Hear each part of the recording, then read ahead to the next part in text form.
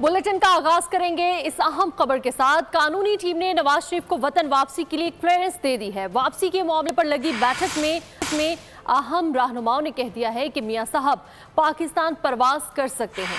आजम नजीर तारड़ कहते हैं कि नैब तरामीम का नवाज शरीफ से कोई ताल्लुक नहीं है।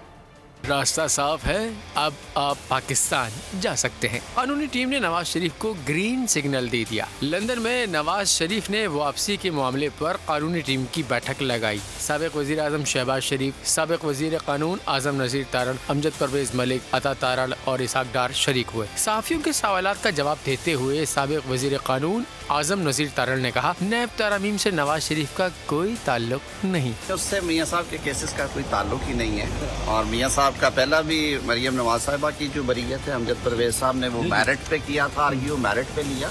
अभी भी he has very good cases on merits. उसका इन अमेंडमेंट्स का मियाँ साहब के केसेस से मैं फिर बड़े वजाहत से कह रहा हूँ कोई ताल्लुक। इजलास में नवाज शरीफ की वापसी का लाहेअमल तैयार कर लिया गया। टीम ने कहा कि नवाज शरीफ की पाकिस्तान वापसी पर मुकदमात में कानूनी मसाइल पर कोई मुश्किलात दरपेश नहीं। नून लीग पहले ही ऐलान कर चुकी है कि नवाज शरीफ 21 अक्टूबर को पाकिस्तान पहुँचेंगे। सब्सक्राइब करें और बेल दबाएं ताकि कोई खबर रह न जाए।